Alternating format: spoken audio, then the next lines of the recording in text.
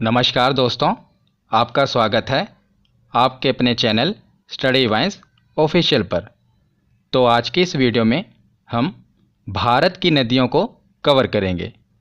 तो ये टॉपिक थोड़ा लंबा है, इसीलिए हम इसे 3 पार्ट्स में कवर करेंगे। तो वीडियो को शुरू करने से पहले मैं आपको इसका स्ट्रक्चर बता देता हूँ कि हम इसे कैसे कवर करेंगे। तो जो भारत की नदियाँ हैं, इन्हें 2 भाग में बांटा गया है। एक है हिमालयी नदियाँ, दूसरा है प्रायद्वीपीय नदियाँ। जो हिमालयी नदियाँ हैं, इन्हें आगे 3 भागों में बांटा गया है: सिंधु नदी तंत्र, ब्रह्मपुत्र नदी तंत्र और गंगा नदी तंत्र। तो पूरे उत्तर भारत से लेकर पूर्वोत्तर भारत तक, यानी कि नॉर्थ से लेकर नॉर्थ ईस्ट तक इन नदियों का विस्तार है, हिमालयी नदियों का। तो आज के इस वीडियो में हम सिंधु नदी तंत्र और ब्रह्मपुत्र नदी तंत्र इसे कवर करेंगे। इससे नेक्स्ट पार्ट में जो गंगा नदी तंत्र है उसे कवर करेंगे, क्योंकि ये थोड़ा बड़ा टॉपिक है। गंगा नदी तंत्र तो सेकंड पार्ट में कवर करेंगे। और लास्ट वीडियो में हम जो प्रायद्वीपीय नदियां हैं, यानी कि जो मध्य भारत और दक्षिण भारत की नदियां हैं, उन्हें कवर करेंगे। तो ये वीडियो 3 पार्ट्स में आएगी, मतलब कि भारत की नदियाँ हम 3 पार्ट्स में कवर करेंगे। तो आज की इस वीडियो में हम सिंधु नदी तंत्र और ब्रह्मपुत्र नदी तंत्र को कवर करेंगे। तो चलिए बिना देरी किए हुए वीडियो को शुरू करते हैं। और सबसे पहले देखते हैं सिंधु नदी तंत्र। तो सिंधु नदी तंत्र में, जैसा कि नाम से ही क्लियर है, मुख्य नदी होगी सिंधु नदी और बाकी की नदियाँ इसकी सहायक नदियाँ होंगी। तो सबसे पहले देखते हैं सिंधु नदी। सिंधु नदी 3 देशों में होकर बहती है। कौन कौन से? चीन, भारत और पाकिस्तान। तो सिंधु नदी चीन के तिब्बत में मानसरोवर झील से निकलती है। तो ये चीन के तिब्बत में मानसरोवर झील से निकलती है और उसके बाद भारत के लद्दाख में एंटर करती है। तो फिर भारत के लद्दाख से होते हुए ये पाकिस्तान में जाती है और पाकिस्तान से गुजरते हुए अरब सागर में गिर जाती है। तो इसका उद्गम स्थल कहाँ हुआ? उद्गम स्थल क्या होता है? जहाँ से नदी की शुरुआत होती है। और मुहाना क्या होता है? जहाँ पर नदी खत्म होती है। तो सबसे पहले देखते हैं उद्गम स्थल। तो उद्गम स्थल है तिब्बत में मानसरोवर झील। याद रखिएगा, मानसरोवर झील से ये निकलती है। और मुहाना क्या है? कहाँ पर जाकर गिरती है? तो अरब सागर में। तो ये दोनों याद रखिएगा। तो उसके बाद है कि सिंधु नदी तंत्र में 2 नदियाँ तिब्बत से आती हैं। तो ये भी इम्पोर्टेंट है, क्योंकि जो बाकी नदियाँ हैं सिंधु नदी तंत्र की, वो भारत से निकलती हैं। पर 2 नदियाँ हैं जो भारत से बाहर चीन के तिब्बत से निकलती है। कौन कौन सी? एक तो खुद सिंधु नदी, ये भी मानसरोवर झील से निकल रही है, और दूसरी सतलुज नदी। तो ये भी देखिए, ये भी सा से शुरू हो रही है और ये भी सा से शुरू हो रहा है। मतलब कि सतलुज और सिंधु दोनों की शुरुआत सा से ही हो रही है। और एक है पहली नदी, मतलब कि सिंधु नदी तंत्र के सबसे ऊपरी नदी, और एक है सबसे लास्ट वाली नदी। ये दोनों नदियाँ भारत के बाहर मानसरोवर झील से निकलती हैं और बाकी की नदियाँ भारत से ही निकलती हैं। तो सिंधु नदी के दाएं तट पर भारत का लेह शहर स्थित है। कई बार ये क्वेश्चन पूछा जाता है कि किस नदी के तट पर कौन सा शहर स्थित है। तो जो लेह शहर स्थित है, ये सिंधु नदी के दाएं तट पर स्थित है। याद रखिएगा। अब हमने सिंधु नदी के बारे में पढ़ लिया। एक बार हम इसकी सहायक नदियाँ मैप में देख लेते हैं, उसके बाद डिटेल में पढ़ेंगे।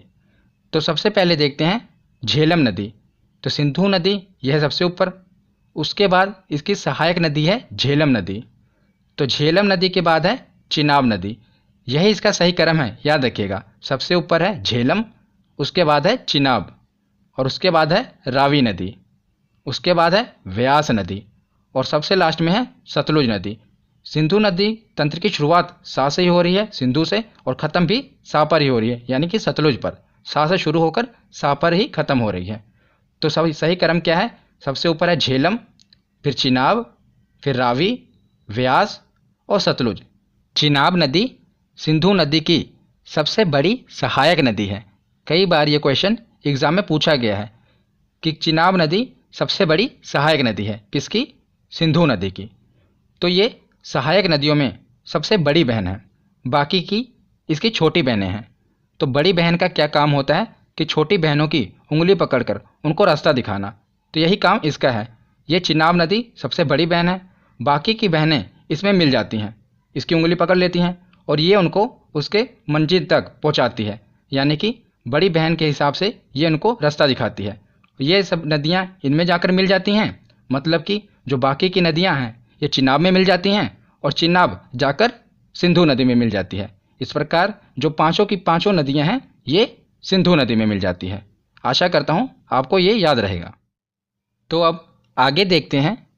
जैसा कि आप मैप में देख रहे हैं, ये जितनी भी नदियाँ हैं ये भारत होते हुए पाकिस्तान जा रही हैं।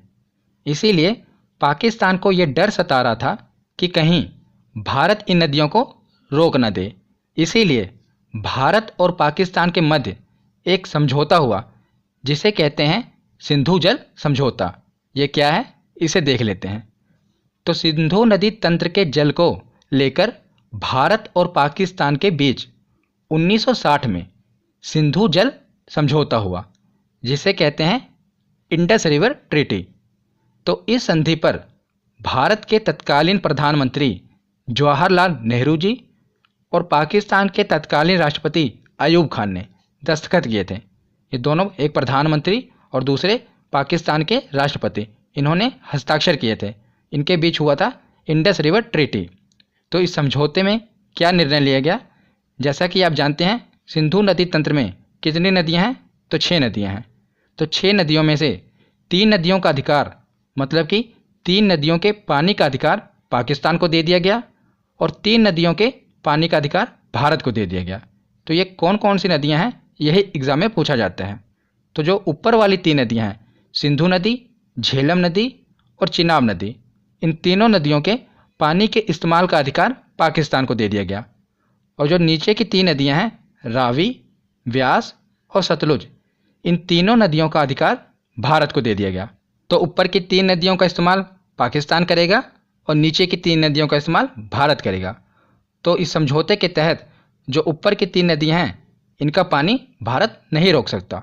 वहाँ पर विद्युत उत्पन्न कर सकता है, मतलब कि बिजली का उत्पादन कर सकता है, पर पानी नहीं रोक सकता।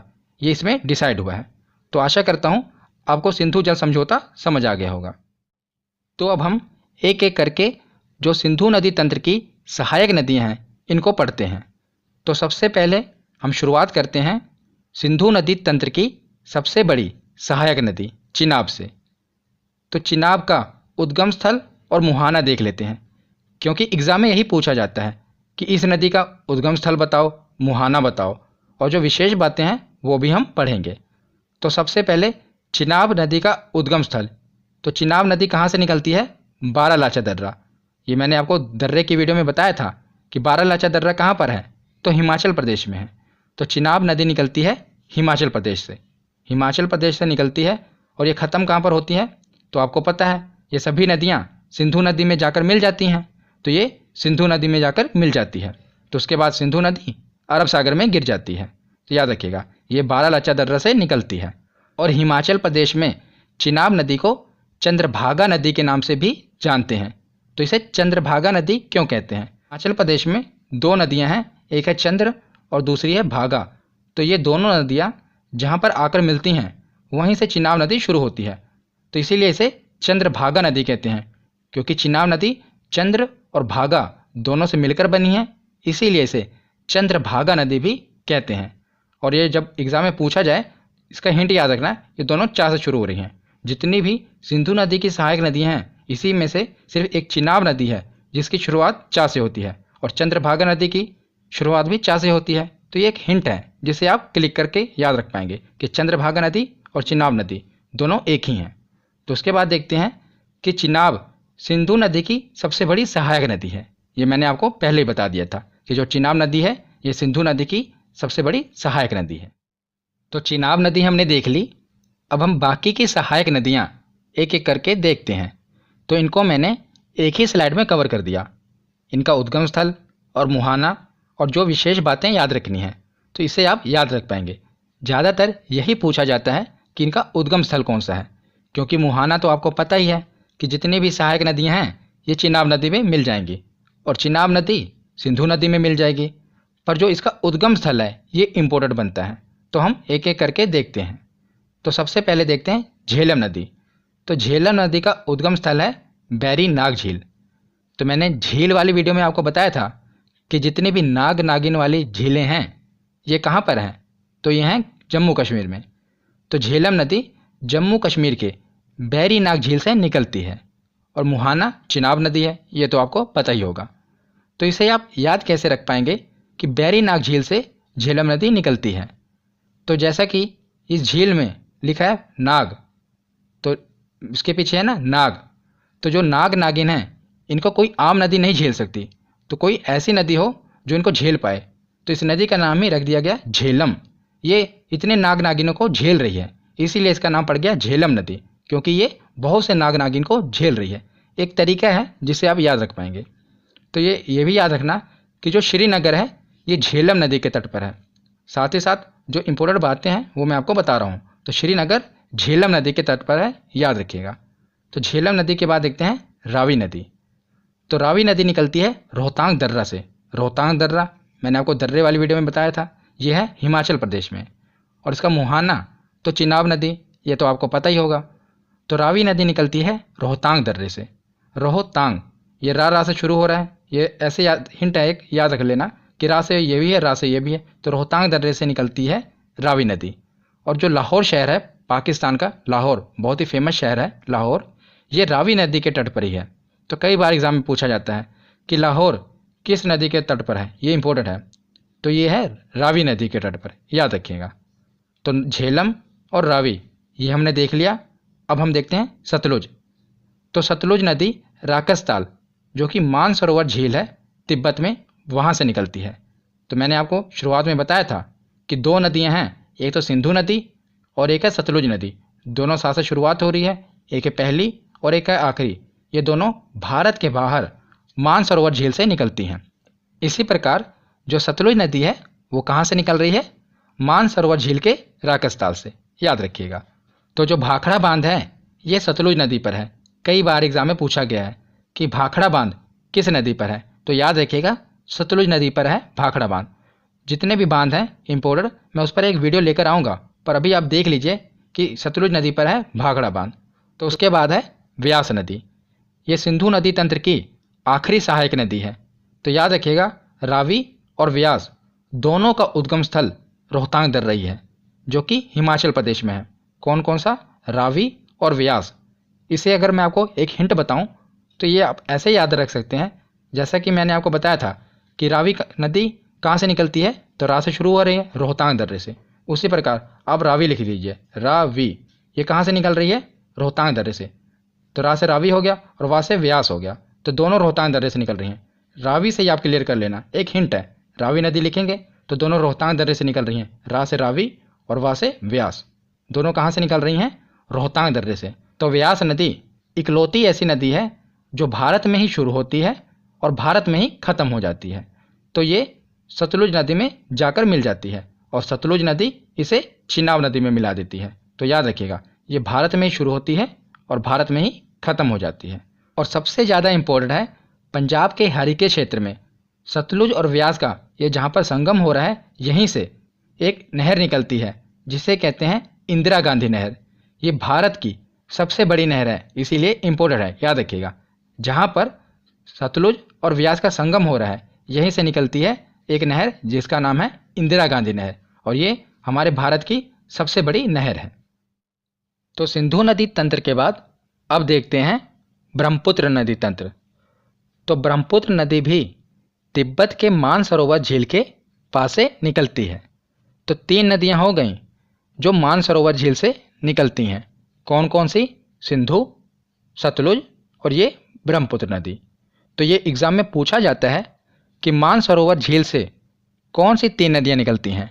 तो तीन नदियां हैं सिंधु, सतलुज और ब्रह्मपुत्र।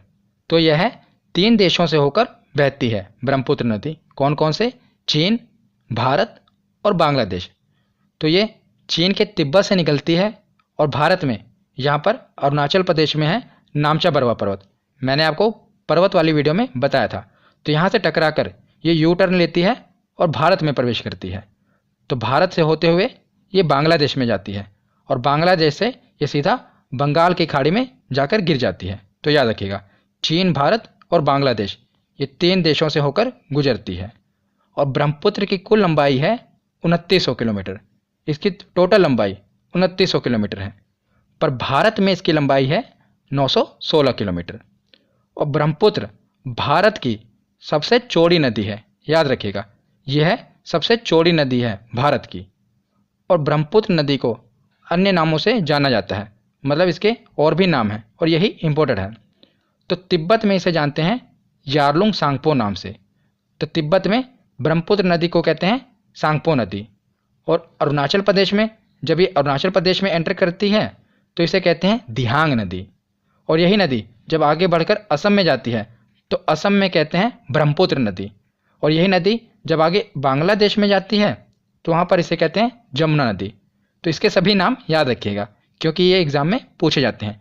तिब्बत में कहते हैं सांगपो, अरुणाचल में कहते हैं दिहांग, असम में कहते हैं ब्रह्मपुत्र और बांग्लादेश में कहते हैं जमुना। तो ब्रह्मपुत्र नदी के बारे में हमने पढ़ लिया। अब हम देखते हैं ब्रह्मपुत्र की सहायक नदियाँ। वैसे तो ब्रह्मपुत्र की बहुत सी सहायक नदियाँ हैं, पर जो इम्पोर्टेंट हैं मैंने वो कवर की हैं। यही ज़्यादातर एग्ज़ाम में पूछी जाती हैं। अगर आप ग्रुप डी की तैयारी कर रहे हैं या खलासी की तैयारी कर रहे हैं तो सीधा बस सहायक नदियाँ याद रख लीजिए, वही पूछा जाएगा कि कौन सी सहायक नदी ब्रह्मपुत्र की सहायक नदी है। पर अगर आप पीसीएस लेवल की तैयारी कर रहे हैं तो पीसीएस लेवल के एग्ज़ाम में ये भी पूछा जाता है कि कौन सी सहायक नदी दाईं ओर से आकर मिल रही है, कौन सी बाईं ओर से आकर मिल रही है। मैंने वो भी कवर किया है, तो दोनों मैं आपको याद कराऊंगा। तो सबसे पहले देखते हैं कि बाईं ओर से यानी कि लेफ्ट साइड से कौन सी मिल रही है।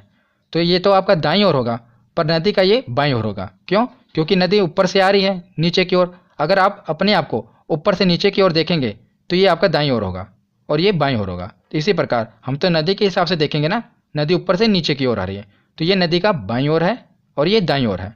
तो सबसे पहले देखते हैं कि बाईं ओर आकर कौन कौन सी सहायक नदियाँ मिलती हैं। तो चलिए बाईं ओर से शुरू करते हैं। तो सबसे ऊपर है दिबांग नदी, उसके नीचे है लोहित नदी। और याद रखिएगा लोहित नदी को खूनी नदी भी कहते हैं। एग्ज़ाम में पूछा जाता है कि कौन सी नदी है जिसे खूनी नदी कहते हैं, वो है लोहित नदी। और दिबांग नदी और लोहित नदी दोनों इम्पोर्टेंट हैं, ज़्यादातर पूछी जाती हैं। उसके बाद है धनसिरी नदी और उसके बाद है कोपिली नदी। तो ये चारों नदियाँ ब्रह्मपुत्र की सहायक नदी हैं जो बाईं ओर से जाकर मिलती हैं। कौन कौन सी? दिबांग, लोहित, धनसिरी और कोपिली। तो इसे आप याद कैसे रखोगे ये मैं आपको एक कहानी से बताता हूँ, क्योंकि अगर आपको बाईं ओर वाली सहायक नदियाँ पता होंगी तो जो बाकी बची वो दाईं ओर से आएंगी। तो हम बाईं ओर वाली याद रखते हैं। तो 4 नदियाँ हैं दिबांग, लोहित, धनसिरी और कोपिली नदी। तो कहानी क्या है कि जो ब्रह्मपुत्र नदी है ये भारत की सबसे चौड़ी नदी है। इसमें तैरना आसान नहीं है क्योंकि जो इसका प्रवाह है वो काफ़ी तेज होता है और काफ़ी चौड़ी नदी है। तो अगर किसी आदमी को जिसको स्विमिंग ना होती हो उसे इस नदी के पास ले जाया जाए और तैरने को कहा जाए तो उसका दिल जोर से धक धक करने लगेगा। वो डर जाएगा कि भाई मैं कैसे तैर पाऊँगा, इसमें तो बड़े बड़े जो स्विमर हैं वो भी तैर नहीं पाएंगे। तो याद रखिएगा उसका दिल धक धक करने लगेगा। उसी से हम याद रखेंगे। देखिए यह है दिबांग नदी और यह है लोहित, दोनों की शुरुआत हो रही है दिल। तो हो गया दिल, यह धनसिरी ध और आगे है कोपिली क। तो दिल धक, दिल धक से आप याद रखेंगे। ये तो आप याद रख लेंगे कि इसकी सहायक नदी हैं, पर अगर आपको ये याद ना रहा कि दाईं ओर से मिलती हैं तो कि बाईं ओर से मिलती हैं, ये कैसे याद रख पाएंगे। तो जो आपका दिल धक धक हो रहा है आप हाथ लगाइए, दाईं ओर हो रहा है या बाईं ओर। तो आपको पता चल गया होगा कि ये जो दिल है हमारा बाईं ओर है। तो इसे याद रख पाएंगे कि दिल धक धक हो रहा है तो बाईं ओर है दिल, तो ये बाईं ओर से मिलती हैं। तो ये आप याद रख लीजिएगा। तो उसके बाद देखते हैं अब हम दाईं ओर वाली नदियाँ। बाईं ओर वाली याद हो गई, अब दाईं ओर वाली देखते हैं। तो सबसे इम्पोर्टेंट है तिस्ता। तिस्ता नदी जो है ये चोलामू झील से निकलती है। झील वाली वीडियो में मैंने आपको बताया था कि जो चोलामू झील है ये भारत की सबसे ऊंची झील है, सिक्किम में है। तो वहीं से निकलती है तिस्ता नदी और वहाँ से आकर ये मिल जाती है ब्रह्मपुत्र नदी में। उसके बाद है संकोश नदी और उसके बाद है मानस नदी और उसके बाद है सुबनसिरी नदी। तो ये 4 नदियाँ हैं, ये मिलती हैं दाईं ओर से और ये हैं 4 नदियाँ, ये मिलती हैं बाईं ओर से। तो बाईं ओर वाली या तो आपको याद रहेंगी ना कि दिल धक धक करने लगता है। अगर कोई आदमी ब्रह्मपुत्र में तैरने को कह दे तो दिल धक से याद रखेंगे, और दिल धक धक हमारा दिल कहाँ पर है, तो बाईं ओर है, तो ये बाईं ओर से मिलती हैं। तो उसके बाद लास्ट में देखते हैं कि दुनिया का सबसे बड़ा नदी द्वीप माजुली, जो कि ब्रह्मपुत्र नदी में ही है, और ये असम में है।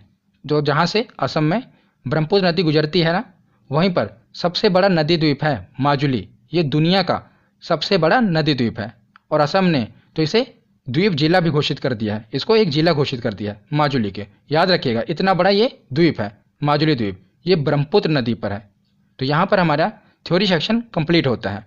अब हम देखते हैं कि हमारे प्रीवियस ईयर के क्वेश्चन कितने सही होते हैं। तो चलिए प्रीवियस ईयर के क्वेश्चन लगाते हैं। तो चलिए प्रीवियस ईयर क्वेश्चन देखते हैं कि हमारे कितने क्वेश्चन सही होते हैं। सबसे पहला प्रश्न है कि सिंधु नदी का उद्गम स्थल कौन सा है। तो बताइए कि सिंधु नदी का उद्गम स्थल कौन सा है। तो ये कहाँ से निकलती है, मानसरोवर झील से। इसका ऑप्शन होगा ए। अगला प्रश्न है कि तिब्बत के मानसरोवर झील से कौन सी नदी निकलती है। तो तिब्बत के मानसरोवर झील से 3 नदियाँ निकलती हैं। कौन कौन सी, सिंधु, सतलुज और ब्रह्मपुत्र। तो इसका सही ऑप्शन होगा ऑप्शन डी, तीनों नदियाँ तिब्बत के मानसरोवर झील से निकलती हैं। अगला प्रश्न है कि सिंधु नदी जल समझौते के अनुसार कौन सी नदी पाकिस्तान द्वारा शासित नहीं है। मतलब कि किस नदी का अधिकार पाकिस्तान को नहीं है। तो 3 नदियां थी ऊपर वाली, कौन कौन सी थी, सिंधु, झेलम और चिनाब। ये 3 नदियां हैं पाकिस्तान के अधिकार में। तो बची कौन, रावी। इस पर पाकिस्तान का शासन नहीं है, तो याद रखिएगा कौन सी, रावी नदी। अगला प्रश्न देखते हैं कि सिंधु नदी की सबसे बड़ी सहायक नदी कौन सी है। तो कौन सी है सबसे बड़ी सहायक नदी, तो यह है चिनाब नदी। यही है ना सबसे बड़ी बहन चिनाब नदी, यही सिंधु नदी की सबसे बड़ी सहायक नदी है। अगला प्रश्न है कि मानस नदी किस नदी की सहायक नदी है। तो बताइए मानस नदी किस नदी की सहायक नदी है। तो यह है ब्रह्मपुत्र नदी की सहायक नदी। और बताइए दाईं ओर से मिलती है ये बाईं ओर से। तो दिल धक में तो ये आ नहीं रहा ना, दिल धक, तो बचा है ये, तो ये राइट साइड से मिलेगी, मतलब कि दाईं ओर से। तो याद रखिएगा। अगला प्रश्न है कि भारत में सांगपो नदी को किस नाम से जाना जाता है। तो सांगपो नदी को किस नाम से जानते हैं, तो ब्रह्मपुत्र नदी के नाम से जानते हैं भारत में।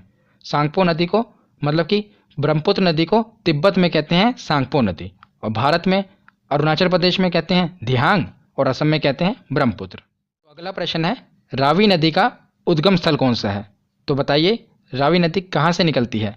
तो मैंने आपको बताया था दोनों की शुरुआत हो रही है रा से। तो इसका सही ऑप्शन होगा ऑप्शन ए, रोहतांग दर्रा। रोहतांग दर्रे से निकलती है रावी नदी। अगला प्रश्न है कि अरुणाचल प्रदेश में प्रवेश करने के बाद ब्रह्मपुत्र नदी को किस नाम से जाना जाता है।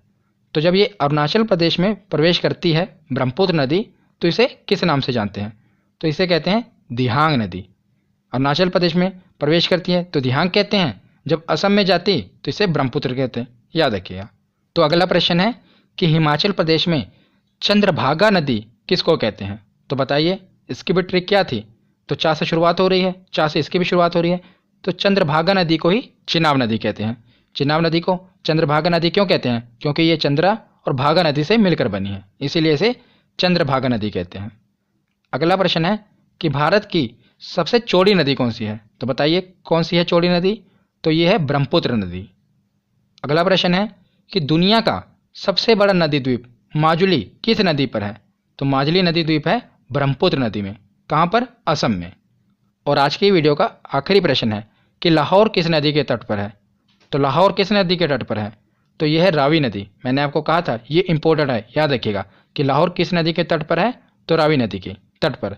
तो यहाँ पर हमारा सिंधु नदी तंत्र और ब्रह्मपुत्र नदी तंत्र दोनों खत्म हो गया। हमने प्रीवियस ईयर क्वेश्चन भी देख लिए। इससे अगली वीडियो में हम देखेंगे गंगा नदी तंत्र। तो आशा करता हूँ आपको ये वीडियो समझ में आई होगी। कैसी लगी ये वीडियो कमेंट सेक्शन में ज़रूर बताना। धन्यवाद।